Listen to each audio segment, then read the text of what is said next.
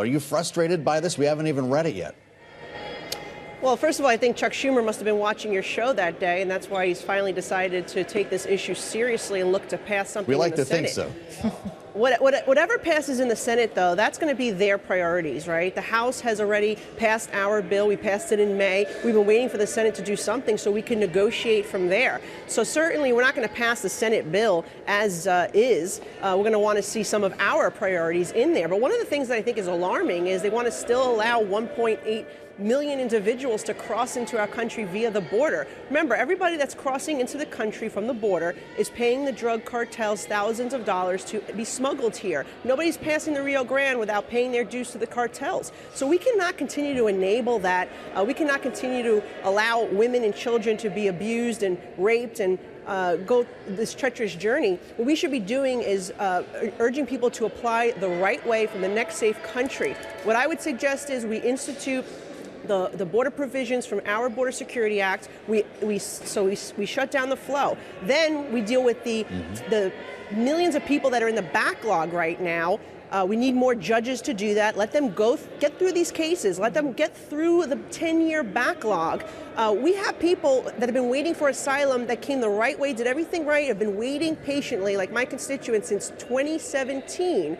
And they're getting pushed further down the line because the president is giving priority to the people who are coming over the border. Their cases are being heard first. That's not right. So let's get through this backlog. Then we can talk about what are the work needs of our employers here in our economy. We can issue more employer-sponsored visas, family-sponsored visas. We got to get this thing under control before we can do anything, and it's a step-by-step approach. Well, it is a question of when it should be brought under control, because it seems former President Trump doesn't think that this should be acted on until he perhaps takes the Oval Office again once more. I'd like to point, though, to a letter that Donald Trump, wrote to Congress back in 2019 on the issue of border security. He said it is time for both parties to rise above the partisan discord, set aside political convenience, and to put the national interest first. If the House does, as Trump wishes, and does not pass a border security deal now, is that putting national interest first? Well, first of all, I think what the president's saying is don't accept a bad deal. I mean, if they're going to go back to the provisions of the Trump administration, which we have, many of those remain in Mexico, ending catch and release, and a couple of others in our bill, then, you know, that's a good deal for the American people. But we shouldn't take a bad deal under the guise of border security if there's actually no real security in it. We're not going to accept 1.8 million people coming through the southern border, claiming asylum, clogging up the immigration system with false asylum claims, because we know more than 50% of these claims are illegitimate, while we have really good people who have been here, they've done everything right, and they're stuck in this red tape and being pushed further down the line. That's not right. But if it's a good deal, I think we should accept it if it's going to do what we really need. Look, time is of the essence here. I am very concerned as a New Yorker in a post-9/11 world. I've been saying this for a long time now. I'm very concerned about what could happen at any time. We have our ally at war. We saw American soldiers under attack continuously, over 160 different attacks around the Middle East.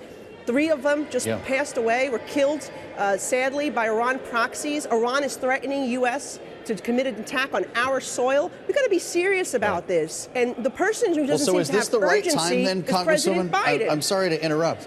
Does it help us get closer to a deal on the border by impeaching the Homeland Security Secretary, who's essentially carrying out orders from the president and has a seat at the negotiating table? Well, quite frankly, I mean, he has been absolutely useless in securing our border. I mean, he has abdicated his responsibility, has violated Immigration Naturalization Act provisions. We don't, you know, I think we're trying to send a real strong message to the Biden administration that we're not playing around here. This is about our national security. It is serious, considering what is happening to our allies and our soldiers in other parts of the world. And I would say the person who is the one who's preventing us from having a deal is not President Trump. It's President Biden. And remember, We don't need legislation. We can secure this border today if he just undoes his executive orders. He came in day one, passed multiple executive orders that rescinded the policies of the Trump administration that were working in stemming the flow. He took about 60 different actions on the border, all to keep it open and allow the crisis that we're seeing today. We haven't seen this under any president, Republican or Democrat. So Joe Biden could do this without any act of Congress. We're simply saying we're going to do everything we can to try to push real border security, but allowing 1.8 million a year like Senator Schumer wants is not securing the border. That's legalizing what is happening at the border and enriching the cartels further. Congressman, just quickly, in our final moment with you, Congresswoman, there's another deal that is on the table here, could potentially get a vote on the House within the next week or two, and that is the tax deal. But your colleagues from New York, Congressman Lawler, Congressman Despacito, and others, are trying to hold that up because of the SALT issue. Why are you not with them on that?